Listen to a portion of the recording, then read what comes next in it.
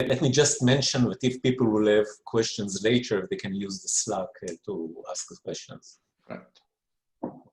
So then the last speaker of this session is Shayan Bhattacharya from Warwick University, and is going to speak about coarse grain complexity for dynamic algorithms. So please, Shayan. Hi, can everyone see my slides? Hello? Yes. Yes, we can. Okay, so just give me 1 second. I need to move this thing. Yeah, just, sorry, there is some technical hitch here. Give me 1 second. Okay, so I will start. So I'm going to talk about coarse-grained complexity for dynamic algorithms. And this is joint work with Danupan Nanunkai and Thachapal Saranurak. Let me start with a brief overview of the area of dynamic algorithms. Take any computational problem and any given algorithm for it. Suppose that on input I, the algorithm produces an output O. We are interested in the following question. Suppose the input now changes slightly by means of an update. At this point, can we compute the new output O plus delta O? There is a trivial answer to this question. Simply run the same algorithm from scratch on the new input. But can we do something better? We already know the output O corresponding to the input I. Using this information, can we significantly speed up the time it will take for us to come up with the new output after a small update? This is the question that lies at the heart of dynamic algorithms. And note that you can ask this question in the context of any computational problem. To take a concrete example, let us consider a famous problem in dynamic algorithms known as dynamic K-H connectivity. Here, at the pre-processing phase, we get a graph G and an integer K as input. Subsequently, the graph keeps changing by a sequence of updates, where each update inserts or deletes an edge in the graph. After each update, we have to output yes if the min cut in the current graph is at least k, and output no otherwise. The time taken by the algorithm to handle an update will be called the update time, and our goal is to design an algorithm whose update time is as small as possible. And throughout this talk, we will focus on worst case update times. Now, it so happens that for most dynamic graph problems, an update typically means inserting or deleting an edge. This means that if we have an n-node graph, then it takes only log n bits to specify an update. And this holds for other dynamic problems typically, meaning that an update can be specified using log n bits, where n is the input size at pre-processing phase. This means that we are trying to get an algorithm whose update time is polynomial in the input size, and this leads us to the polylog n threshold. So given a dynamic problem, we are asking for either a dynamic algorithm with polylog n update time, or if it is not possible, we wish to show a super polylog n lower bound on the update time for any dynamic algorithm. And as the title of the talk suggests, today our focus will be on showing super polylog n lower bounds. Now, let me review the current landscape of dynamic lower bounds in a few slides. Historically speaking, there has been two broad and distinct approaches to proving dynamic lower bounds. The first approach gives unconditional lower bounds in the cell probe model of computation. And there is a long and influential line of work on this approach dating back to the late 80s. The second approach leads to conditional lower bounds via fine-grained complexity, and this is relatively more recent. I will now briefly explain each of these two approaches in the next few slides. For cell-probe lower bounds, we are interested in the cell-probe model of computation, which attempts to measure the information flow between CPU and main memory. The motivation being that the CPU cycle time is much, much faster than the time needed for one memory access. Hence, in this model of computation, the update time of an algorithm is measured by the number of cells it probes while handling an update. In particular, internal computation within the CPU is free. Now, it should be obvious that if we manage to prove a cell probe lower bound, then the lower bound will hold in any typical computer as well. And because of the way this model is set up, it's not surprising that the main tools for proving these cell probe lower bounds come from the literature on information theory and communication complexity. Despite much effort, it is still an outstanding open question in this area to prove an unconditional super polylogin lower bound on the update time for any dynamic problem in the cell probe model of computation. We are far away from achieving this goal currently. In contrast, the second approach of fine-grained complexity works as follows. We start with any problem P star, which is assumed to be hard, and then we give a reduction to our candidate dynamic problem P. Hence, it means that if P star is hard, then the candidate problem P is also hard. These reductions work in the standard word-RAM model, and often the starting problem P star might even be a static problem, although the problem we are reducing to is dynamic.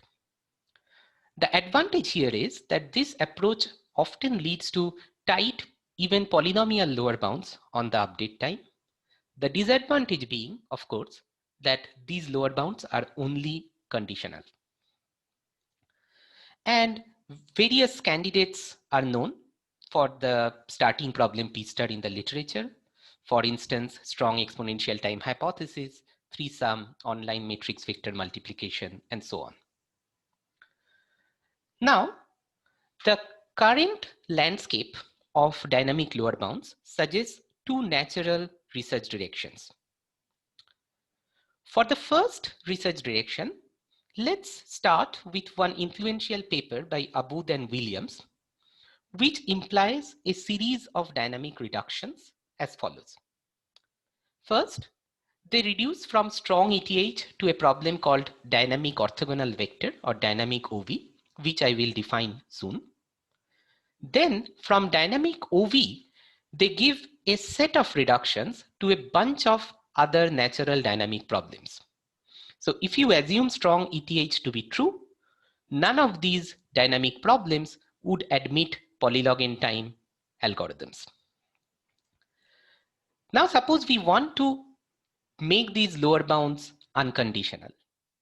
So a natural starting point would be to try to prove an unconditional super polylog cell probe lower bound for dynamic OV. But what if we are unlucky? In the sense that what if dynamic OV happens to be easy in the cell probe model? Then unfortunately, this entire series of reductions break down and we don't get any interesting consequence whatsoever. This leads us to the first natural open research question. Can we come up with a conjecture in the dynamic world such that both proving or falsifying it will have interesting consequences for dynamic algorithms? And we already know of such conjectures in the static setting. For instance, P not equal to NP is one such conjecture. Both proving or falsifying P not equal to NP will have earth-shattering consequences. For the second research direction, let's look back at the dynamic KH connectivity problem, which I defined in the beginning of the talk. Despite much effort, it's still open if there exists an algorithm for this problem that has polylogin update time. Although multiple recent advances suggest that such an algorithm should exist, will probably exist. Given this, can we at least rule out a reduction from dynamic orthogonal vector to this problem? Such a step would give some formal evidence that yes, a polylogin update time algorithm should exist for this problem. In other words, we are asking for non-reducibility results in the dynamic setting. And again, there are plenty of such results in the static world. For instance, we know that if a problem is in NP intersect co-NP, then it's unlikely to be reducible from 3SAT. Can we derive analogous results in the dynamic algorithms world? Our main contribution is that we initiate the study of complexity theory for dynamic problems in the CellProbe model of computation. And along the way, we address both these two questions mentioned above. And our work opens up many new interesting research directions, which we hope other people will be interested in pursuing. Now, moving on to our results. Let me start with our definitions for the complexity classes P dynamic and NP dynamic. These are the definitions that we come up with. This is one of our contributions. And these classes should be thought of as analogues of P and NP in the dynamic setting. Now, the class P dynamic is easy to define. A dynamic problem is in this class if it admits an algorithm with polynomial space complexity and polylogin update time. Simple. However, the class NP dynamic happens to be much trickier to define. So what I will do is I will start with a concrete problem and show intuitively why that problem belongs to NP dynamic. And then I will give the formal definition. So the concrete problem is dynamic orthogonal vector, dynamic OV, which I introduced a few slides back. In this problem, at pre-processing, we are given an n cross m matrix and an n-dimensional vector U. All the entries of this matrix and the vector U are 0, 1. Furthermore, every column of the matrix is sparse, meaning that every column has only polylog m many non-zero entries. Subsequently, the input changes by means of updates, where each update flips the value of one entry of U. And after each update, we have to output yes, if and only if there is some column in the matrix that is orthogonal to U, and output no otherwise. Now it is open, of course, whether there exists a polylogin update time dynamic algorithm for this problem. But I wish to convince you that intuitively this problem belongs to NP dynamic. For that, consider a verifier that accepts a proof after each update for this problem.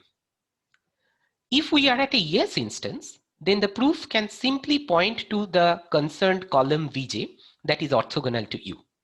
Specifying the index j will take only log m bits. And since the column Vj is sparse, it has only polylog many non-zero entries. In polylog time, we can quickly verify whether Vj is indeed orthogonal to U. On the other hand, if we are at a no instance, then regardless of what proof it receives, the verifier will always output no. And note that this perfectly mimics our notion of the class NP in the static setting. So this problem should be in NP dynamic. And this leads us to our first attempt at defining the complexity class NP dynamic. So for a problem to be in this class, we need a dynamic verifier that after each update accepts a proof pi and outputs yes, no. Furthermore, if we are at a yes instance, then there is a proof that always makes the verifier output yes. For no instances, every proof makes the verifier output no. Unfortunately, things are not so simple. There is one peculiar issue that pops up with this definition that is very specific to the dynamic setting. And now I wish to just elaborate on this issue a bit further. To see this, think of the situation as being a game between two players, Alice, the prover, and Bob, the dynamic verifier, that works in multiple rounds. In each round, an adversary first supplies the same update U to both the prover and the verifier. Then the prover comes up with a proof pi and feeds it into the verifier. And then the verifier returns yes or no answer. The issue is this. The answer that the verifier returns now depends not only on the input it receives now, but all the past inputs it has received so far. Specifically, the output of the verifier at the present moment might very well depend on the sequence of proofs it has received from the prover Alice in the past. And furthermore, the Alice, the prover, at this point does not know the future updates because we are in a dynamic setting. Neither the prover nor the verifier knows the future updates. If you now take these two observations together, it's not difficult to see what the issue is. Consider the following scenario. We have a sequence of 4 updates, like say T1, T2, T3, T4, and so on. And now we are at a no instance after update T1. So at this point, all possible proofs will make the verifier output no. In future, at time T3, we will be at a yes instance. However, it might be the case that there is a unique special proof pi I such that the verifier needs to receive this proof at time T1 in order for it to output the yes answer at time T3. And now comes the problem.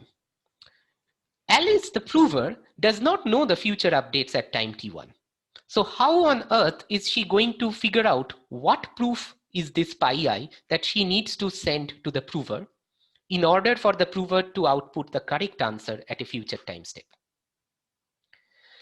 And we tackle this issue by suitably modifying the notion of dynamic verifier. So according to our definition, a dynamic verifier takes an update and a proof pi as input, and along with an yes or no answer, it produces as output something called a reward R. Now, we say that a dynamic problem is in NP dynamic if it admits a polynomial space verifier such that two things hold. One, on no instances, the verifier always outputs no. This is standard. Interestingly, the second condition says that if after every update, the verifier gets a proof pi such that its reward is maximized, then on yes instances, the verifier always outputs yes. And if you stare at this definition for a while and try to absorb it, it becomes clear how it addresses the issue I mentioned in the previous slide. The issue was that at time T1, how would the prover know that it's supposed to send the proof pi I to the verifier because it does not know the future updates? Well, now the answer becomes simple. Pi I is the reward maximizing proof at time T1. So even without looking at the future updates, the prover can quickly identify what pi I is and send it to the verifier. And it so happens that this definition of NP dynamic is not too restrictive. There are quite a bunch of natural dynamic problems that actually falls within this class, as I will describe in subsequent slides. Okay. So now that we have defined these two complexity classes, P dynamic and NP dynamic, what are the implications? The first thing is that it's easy to check that P dynamic is contained within NP dynamic. And naturally, we conjecture that these two classes are different. And importantly, we have interesting implications regardless of whether the conjecture is true or false. So what if the conjecture is false? What if P dynamic equal to NP dynamic? Okay, then we have identified a bunch of natural dynamic problems that are in NP dynamic, but that are not known to be in P dynamic. Furthermore, we have defined a class called pH dynamic, which can be thought of as being the dynamic analog of polynomial hierarchy. And we have identified a further bunch of problems that are in pH dynamic, but are not known to admit polylog n update time algorithms right now. Then we show that if P dynamic equal to NP dynamic, then all these problems in the slide will have polylog n update time algorithms because the dynamic polynomial hierarchy will collapse. In contrast, what happens if P dynamic not equal to NP dynamic? Then we look back at this series of reductions from the Abud and Williams paper, where they gave a reduction from strong ETH to dynamic OV and from dynamic OV to a bunch of other problems. We show that dynamic OV is actually a complete problem in the class NP dynamic. And this means that this all bunch of various dynamic problems, all of them are NP dynamic hard. And now if P dynamic is not equal to NP dynamic, then none of these problems will have polylog n update time algorithms. Finally, as promised, we also have an interesting non-reducibility result. Specifically, we show that whenever k is smaller than some polylog n, then the dynamic KH connectivity problem lies at the intersection of two classes, AM dynamic and co-AM dynamic. These two classes are analogs of the AM and co-AM complexity classes in the static setting. Then we naturally conjecture that the dynamic polynomial hierarchy is not contained within the intersection of AM dynamic and co-AM dynamic. And the static analog of this conjecture is widely believed to be true. Then we managed to show if conjecture 2 holds, then dynamic KH connectivity cannot be NP dynamic hard. And since dynamic orthogonal vector is NP dynamic complete, it means that under conjecture 2, there cannot be any efficient reduction from dynamic OV to dynamic KH connectivity. Okay. So now in the next few minutes, I'm going to give a very high level overview of the key idea behind our NP dynamic completeness proof. So let's start with any problem in the bitprobe model that is in NP dynamic and consider any dynamic verifier for this. Those of you who are familiar with the bitprobe model will realize that a dynamic verifier is just a collection of decision trees, one for each proof pi. So look at any such decision tree, T pi, corresponding to a specific proof pi. And all these decision trees operate on the same memory. Let's say the memory consists of m bits. Each node in this decision tree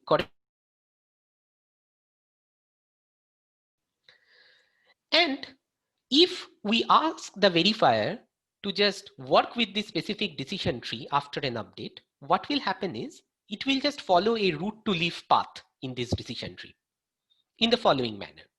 The verifier will start at the root and then it will proceed in iterations.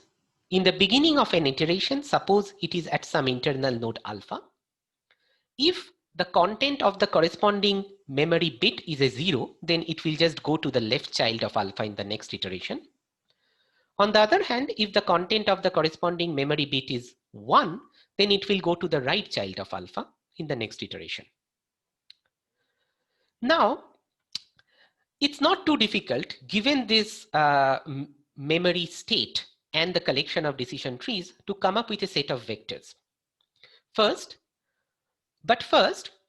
let me just recall that the depth of this decision tree will correspond to the update time of the verifier, and hence the depth is small. It's only polylog. So what are these vectors that we can come up with given this situation? One is a vector u that corresponds to the memory state. It's a 0, 1 vector that has 2m many entries. Next, for every root to leaf path p, we can come up with a vector vp. That's also a 0, 1 vector, and it also has 2m many entries.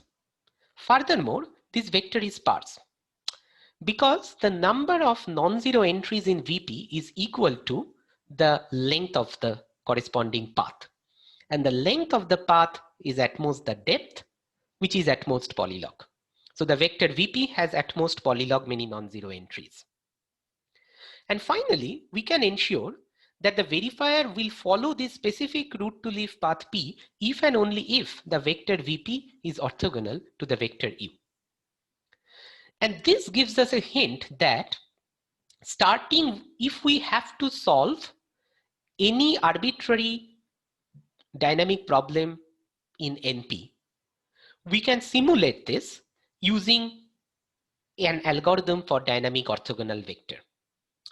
Meaning that if we look back at the dynamic orthogonal vector problem in this simulation, each column of the matrix will correspond to a root to leaf path in the corresponding decision tree. And the vector u will correspond to the current memory state of the dynamic verifier that we are trying to simulate. And if you elaborate on these ideas and do a little bit of technical work, we can show that a fast algorithm for dynamic OV implies a fast algorithm for any problem in NP dynamic. And this implies that dynamic OV is actually NP dynamic complete. Okay. So let me now conclude with some future research directions.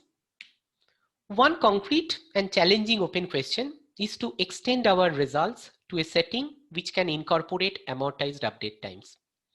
All the complexity classes we defined, all the completeness results we have, they hold only for worst case update times and for good reason. And a much more broader research agenda is to actually design a thorough complexity theory for dynamic problems. We would like to see our work as being just the starting point of this research agenda. There are so many interesting open questions as well as insight in the static complexity world. How many of these insights can we export into dynamic setting? So with this, let me conclude my talk. I'll be happy to take any questions. Thank you. Thank you very much. Okay, there is, we have some questions now, good. So I think you can also see them, Cheyenne. Yeah. In the chat. Oh, good. So the first question is in the definition of NP dynamic. Should I read out the questions or I can just answer them? Yeah. Okay, 1 second.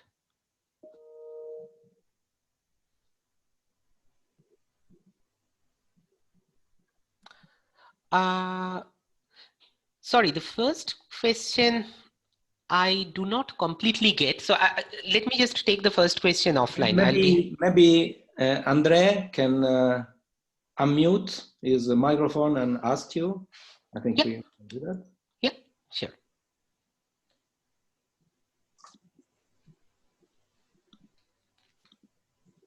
Andre? Okay, sorry, I couldn't unmute for some reason. I just didn't see how it seems that still knowledge about the future is necessary on the prover side if you introduce the reward, but maybe this just comes from a misunderstanding on my side of how you define the complexity class. So the first thing is that to find the reward maximizing proof at the present moment, the prover does not need to know the future. Do you agree with that? Because the reward maximizing proof will depend only on the current state of the main memory and the decision tree that the verifier is following. And the prover has complete information about both these two things. And then the next thing is, the remaining thing just follows from the definition. It just says that if the prover happens to give the reward maximizing proof at every step, then on every yes instance, the output of the verifier will always be yes.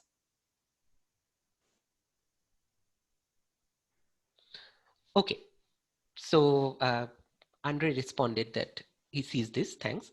Okay, Yossi has a question. What about semi-dynamic models? So semi-dynamic models, they can be incorporated in our framework. So due to lack of time, I did not formally define the notion of a dynamic problem because it will become very clumsy. So a dynamic problem is defined by just the what possible valid updates you can have from a given configuration, from a given input. And for semi-dynamic problems, you can just restrict the update space, and that will be incorporated in our framework. Okay. So the next one is a very interesting question from Anna. What is the good reason why these results hold only for worst case update times? Okay, so the obvious reason is, for worst case update time, we can just say that all these decision trees have bounded polylog depth, and then we can work with them. So now if you have amortized update time, you again end up with a decision tree in the bitprobe model, but its depth is not bounded. I mean, some of these root to leaf paths can be very long.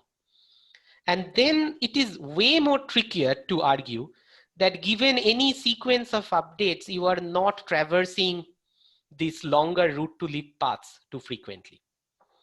And in particular, it cannot be captured by the dynamic orthogonal vector problem, because each column corresponds to one specific root to leaf path in our case. And if some root to leaf paths are very, very long, there will be some columns that are not sparse at all. Okay. Okay, so the next one was just a comment that the questions can be read out loud. So the last question I can see is from Sunita, who says, is there, in case there is a bulk update, then would the complexity be measured as in the case of a single update? Okay, as long as the bulk update can be specified using polylog n bits, all our results will hold. But if you are considering more general setting where a bulk update can take, let's say, linear number of bits, then I need to check. I mean, most likely some of our results will not hold. Okay. And okay, Deeparnab has a question. Is there a reason why one cannot prove NP hardness for dynamic problems that is reduced from 3SAT itself?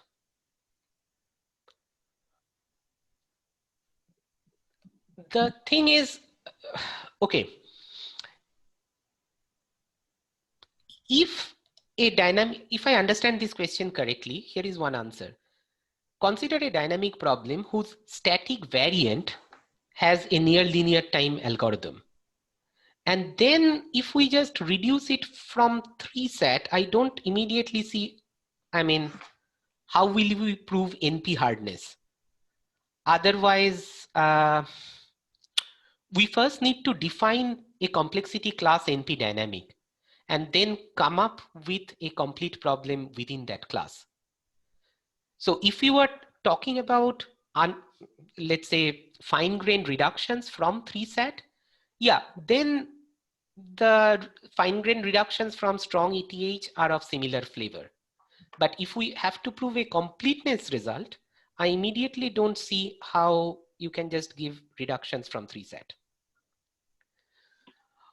Okay, so Artur mentioned that there is also a question on Slack by Sushant Karmukar. What is the case of dynamic versions of already known? What is the class of dynamic versions of already known NP-complete problems?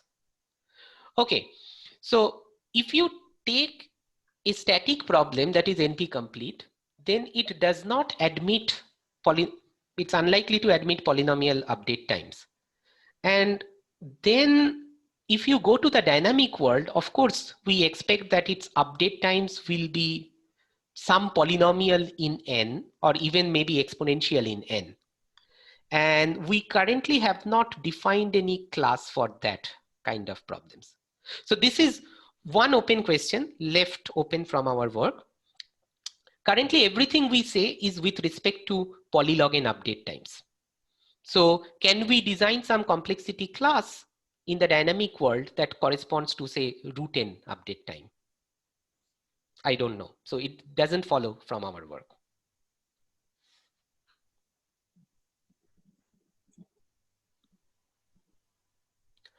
Okay. So is there any other question? Tobias Monke. Oh, right. Okay, Tobias had this question. Would it make sense to require memory-less answers instead of reward maximization? That's a very good question. The thing is, even if you forget about this notion of verifiers or anything, you can just ask the same thing about memory-less dynamic algorithms. Now, it so happens that even if you talk about a typical dynamic algorithm, its output at the present moment will depend on the memory state. And the memory state will be shaped by the previous sequence of updates. So it can be the case that you are stuck at the same input, but you came to this input via two different sequence of updates, and your memory state can be different. And then if you give the same update at the same input, the dynamic algorithm will produce two different updates. So to answer your question, I currently do not know of any dynamic algorithm even per se in the literature that can be said to be memoryless. Forget about talking about dynamic verifiers in our setting. But it would be very interesting to find a non-trivial dynamic algorithm that is memoryless. I just don't know of any.